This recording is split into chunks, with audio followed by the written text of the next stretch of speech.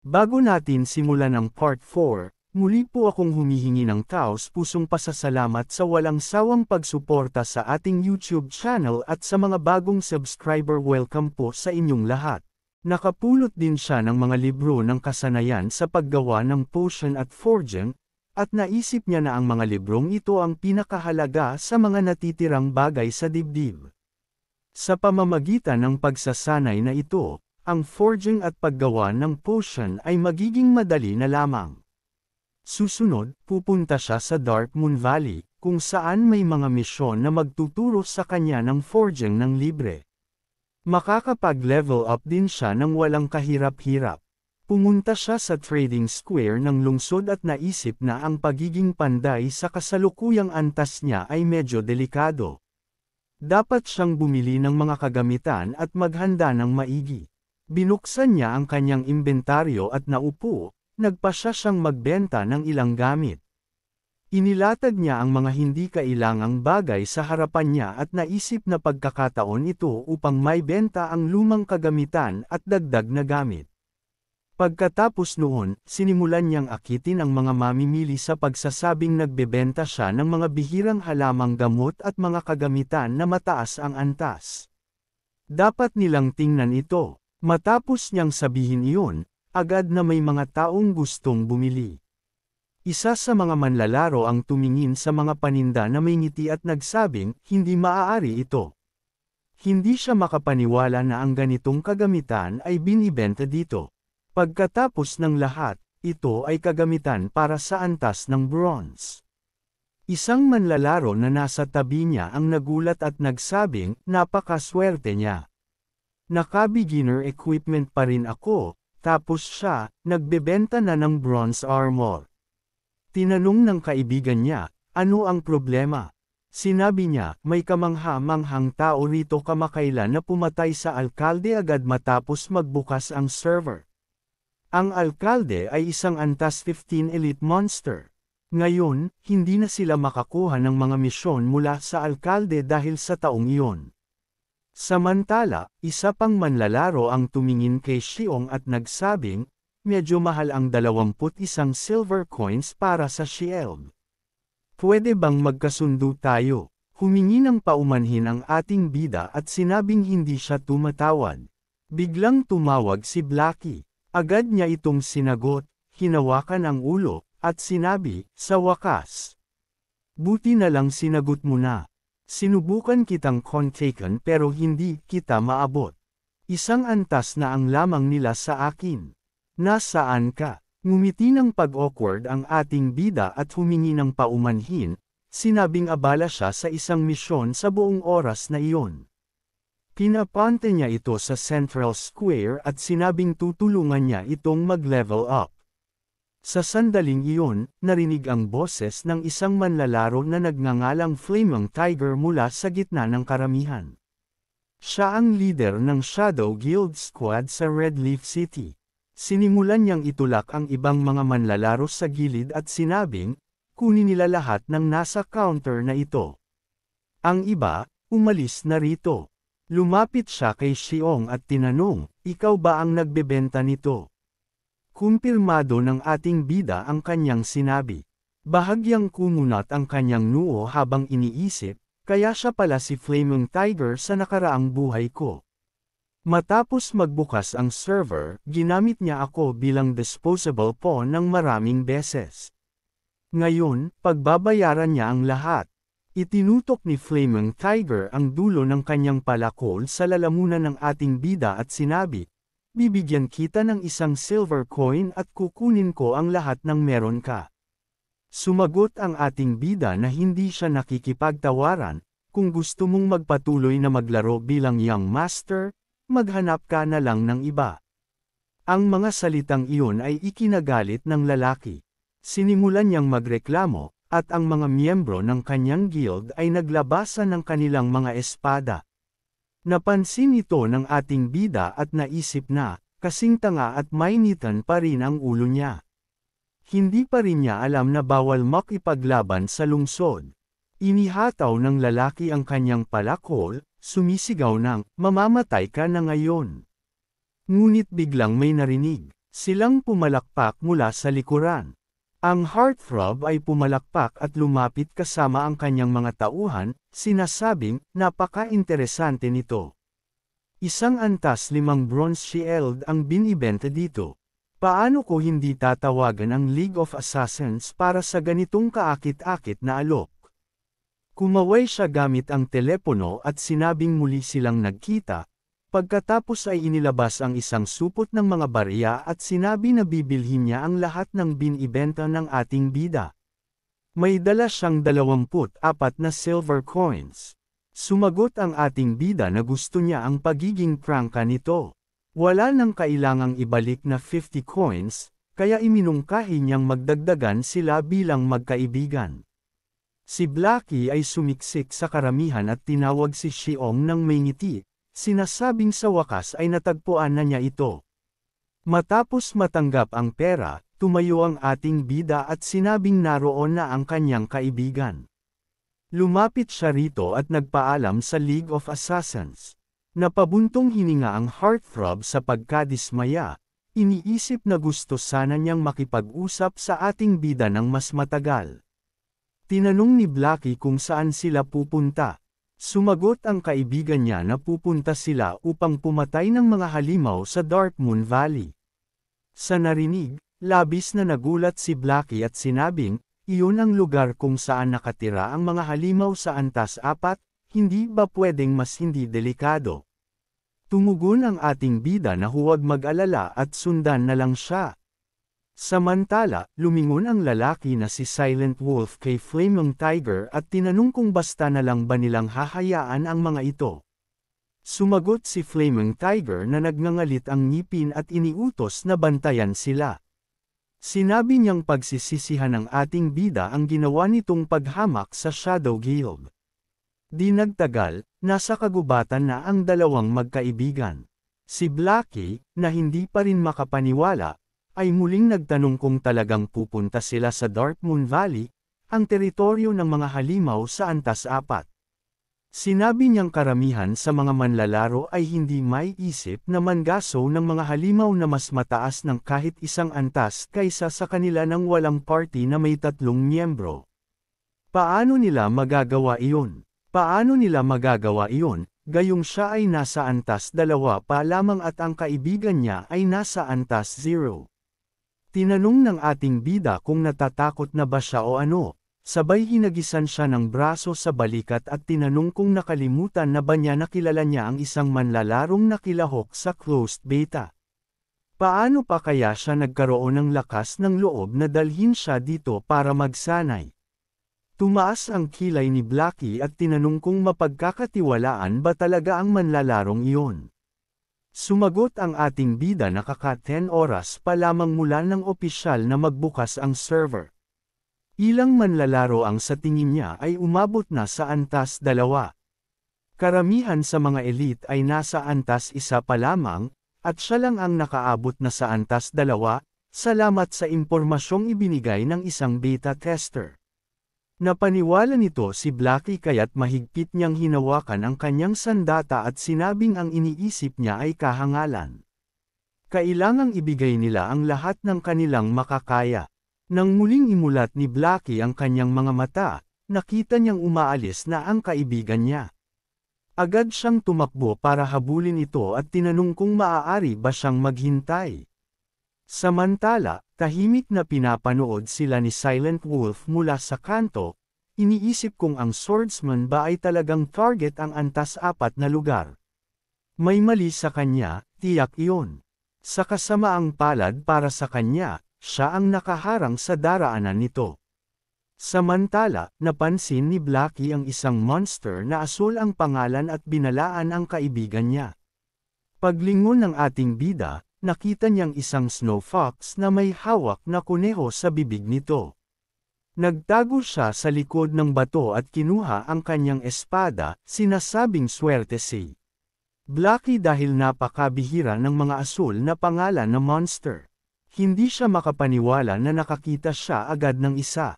Agad siyang tumakbo at sinabihan si Blackie na umatake mula sa malayo at siya na ang bahala sa natitira. Natuwa ang kaibigan niya at sumigaw na ang elite monster ay pareho ng antas sa kanya. Habang ninangat-ngat ng Snow Fox ang biktima nitong kuneho, gumalaw si Sharon papunta sa likuran nito at nagtago sa likod ng bato. Nang dumating ang tamang sandali, bigla siyang lumabas at inihataw ang kanyang espada, tinanggal ang 32 na unit ng buhay ng halimaw. Napasigaw ang fox sa gulat at lumayo sa kanila. Nagngalit ang ngipin ni ating bida at naisip na napakatibay ng halimaw na ito.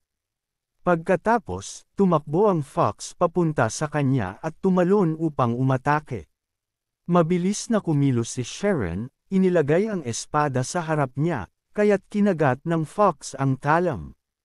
Ngunit mabilis itong nakarecover at sinipa siya gamit ang mga hulihang paa nito, na nag-alis ng 49 na unit ng kanyang buhay at 5 mula sa lakas niya. Umatras ang ating bida, iniisip na walang kakulangan sa lakas ang halimaw na ito. Samantala, tahimik na napamura si Blackie at sinabing mamamatay na talaga siya ngayon. Tinawag siya ng malakas ng kaibigan niya, sinasabing kailangan niyang bumalik sa wisyo at magsimulang umatake. Nag-concentrate si Blackie at inihataw ang kanyang staff, nagpapakawala ng projectile sa fox, ngunit 5 unit lamang ng buhay ang nabawas. Napasigaw siya sa pagkabigo, iniisip na inilagay niya ang lahat ng kanyang puntos. Inilagay ni Blackie ang lahat ng kanyang puntos sa intelligence upang pataasin ang spell damage.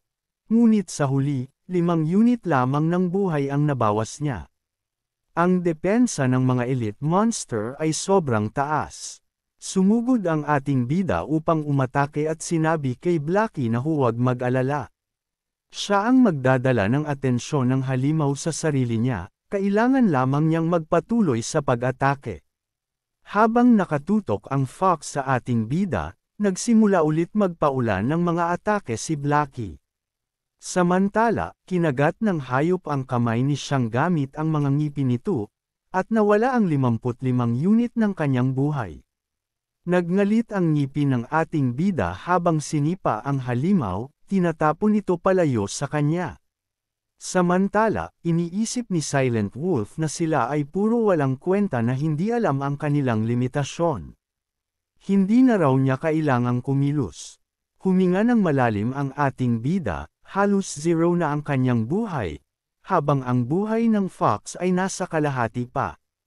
Biglang sumugod muli ang halimaw sa kanya. Muling inilagay ng ating bida ang kanyang espada sa harap upang harangin ang atake, ngunit sa pagkakataong ito, sinimulan ng fox na ngat-ngatan ang talam. Nagpaalala ang sistema na ang tibay ng panimulang espada ay bumababa at malapit na itong masira. Nakita ito ni Blackie at naging abala, sabay sigaw na ito ang unang beses na mamamatay siya. Ngunit ginamit ng ating bida ang kanyang tuhod upang tamaan ang fox sa tiyan, at sinundan ito ng sipa upang itaboy ito. Naisip niya na kung magpapatuloy ito, tiyak na matatapos na siya. Panahon na upang gamitin ang kanyang alas. Sa sandaling sumugod ulit ang fox sa kanya, tumalon ang ating bida, kinuha ang isang bote ng alak mula sa kanyang inventaryo, binuksan ang takip, at tinungga ito. Nahulog ang kalahating walang laman na bote sa lupa at nabasag, sabay bagsak ni Shero malapit sa kanyang kalaban. Nagpaalala ang sistema na ang misteryosong serbesa sa bakal ay bumaba ng 2 antas ang mga kalaban na nasa linya ng kanyang paningin. Habang pinupunasan ang kanyang bibig, naisip ni Shero na ang kanyang antas ay nasa 2.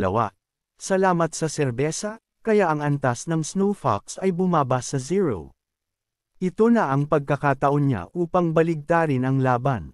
Tumulak siya mula sa lupa at mabilis na umatake sa fox ng isang malakas na hampas. Pagkatapos, bumalik siya dito at ilang beses pang inihataw ang kanyang espada, nagdudulot ng karagdagang pinsala. Labis na nagulat si Blackie at sumigaw, "Ano ba ang ininom mo para maging ganyan kalakas?" Tumugon ang ating bida na hindi pa iyon sapat, Pagkatapos ay muling inihataw ang kanyang espada at sumugod upang gawin ang panghuling hampas. Sa mismong sandaling iyon, narinig niya ang mabilis na mga yabag mula sa likod. Lumingon siya at nakita ang isang talam na papalapit sa kanyang leeg, ngunit naitakip niya ang kanyang ulo pabalik sa tamang oras, pagkatapos ay lumayo siya upang magbigay ng distansya. Lumabas mula sa pagiging invisible si Silent Wolf at tinanong siya, "Nailagan mo ang aking sneak attack. Magaling ka rin pala." Nang matuklasan kung sino ito, kumunat ang noo ng ating bida at sumigaw, "Ang mga shadow. Ang mga tanga ay pare-pareho pa rin." Samantala, ang Fox ay naka-recover mula sa serye ng mga hampas at gamit ang kanyang natitirang lakas, lumaki ito ng laki, handa ng lumaban muli.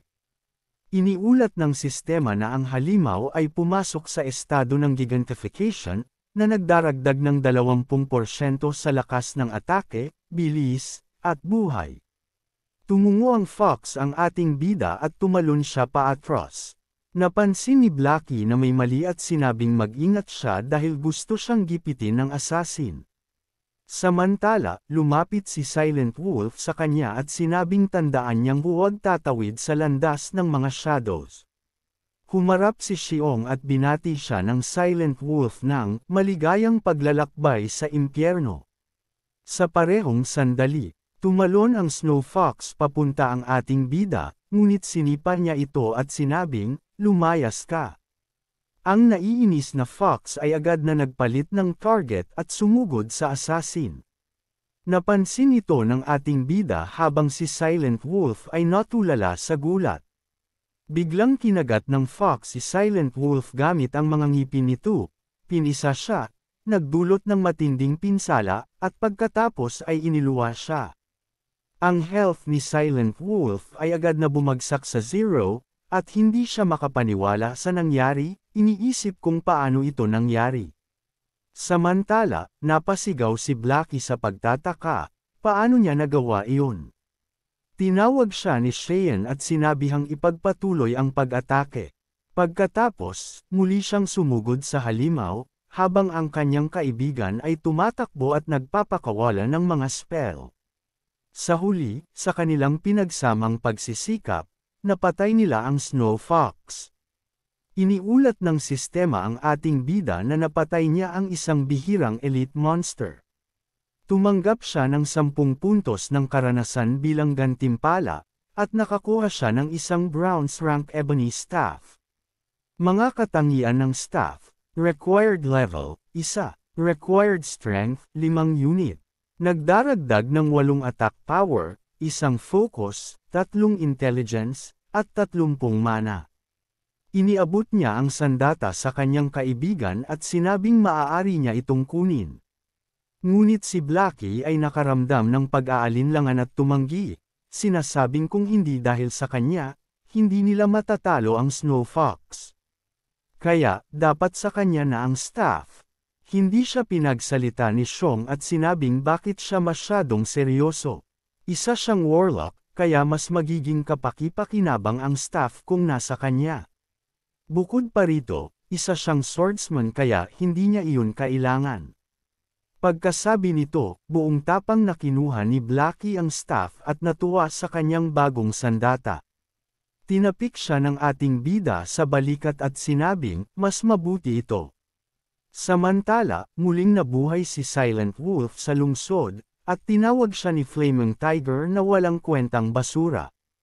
Sinabi nitong hindi man lang niya napatay ang isang level 2 na swordsman kahit na nataman niya ito ng ilang beses. Iniisip ni Silent Wolf na isa siyang walang awa na tao, tiyak na palalayasin siya nito kapag nalaman niyang namatay siya habang sinusubukang mag-ambush. Tumayo siya at sinabing nakakita siya ng bihirang elite monster sa wilds, ngunit ang idiot na iyon ay natagpuan ito habang malapit na niyang mapatay ang halimaw. Bukod pa rito, hindi siya nag-iisa. Hindi niya kayang labanan ang dalawa. Papunta sila sa Dark Moon Valley, at sigurado siyang kung susundan niya ang kanilang bakas ngayon, makukuha niya ang mga drop ng bihirang elite monster. Ngumiti si Blazing Tiger, inaasahan ang gantimpala mula sa bihirang elite monster, at tinawag ang kanyang mga kasamahan na mga parasite. Sinabi niyang aalis na sila ngayon din. Paano nila nagawang nakawin ang isang bagay na pag-aari niya? Pagsisisihan nila ang pagpasok sa God Realm. Samantala, natagpuan ni Cheyenne at ng kanyang kaibigan ang bahay ng panday at pinanood itong humahampas sa bakal. Pagod na sinabi ni Blackie na mahigit kalahating oras na ang lumipas, kailangan ba talaga nilang maghintay pa? Sumagot ang kanyang kaibigan na ito lang ang paraan para simulan ang quest. Pagkalipas ng 10 minuto, sa wakas ay natapos ang panday at ibinaling ang atensyon sa kanila, tinatanong kung interesado ba silang dalawa sa blacksmithing. Masaya ang ating bida na sa wakas ay nagsimula na ito at kinumpirma ang kanyang mga salita, sinasabing interesado na siya dito mula pa noong bata siya. Pagkatapos nito, iniulat ng sistema na tinanggap niya ang hidden quest ng panday. Kailangan niyang magdala ng 100 unit ng meteorite ore mula sa Scarlet Star Mine kay Master Jack. Pagkatapos nito, nagtungo sila sa mina na may inirekomendang antas na 4 at nakatagpo ng maraming level 4 kobolds doon. Agad, na inilabas ni Sharon ang isang smoke bomb na malaki ang epekto sa kakayahang makakita sa lugar na 10 by 10 metro sa loob ng 1 oras at inaktibo ito. Bumagsak ang bomba sa gitna ng grupo ng mga halimaw at nagsimulang maglabas ng usok. Tumalikod ang ating bida sa kanyang kaibigan at sinabihan itong umatake. Nag-aalala ito at sumagot na kahit ano pa, level 0 pa rin siya. Kung mamamatay siya, bahala na. Binuhos niya ang kanyang lakas ng loob, inaktiba ang spell, at tinira ang isa sa mga kobold. Tumama sa tiyan nito, ngunit 21 damage lamang ang dulot nito. Nagsimulang maghanap ang halimaw sa paligid upang matukoy kung sino ang gumawa noon, na nagdulot ng panginginig kay Blackie. Sinabi ni Sharon na mag-relax siya, binabawasan ng smoke bomb ang saklaw ng pagtuklas ng 10 metro. Dagdag pa, mahina na talaga ang paningin nila, kaya dahil sa usok, ang saklaw ng pagtuklas nila ay 25 metro. Hindi sila aatake basta titira sila mula sa 30 metro ang layo. Hindi natukoy kung sino ang nagpaputok ng magic projectile, kaya labis na nagalit ang kobold at sumigaw ng malakas. Sinabihan ni Sharon ang kanyang kaibigan na huwag matakot at ipagpatuloy ang pag-atake.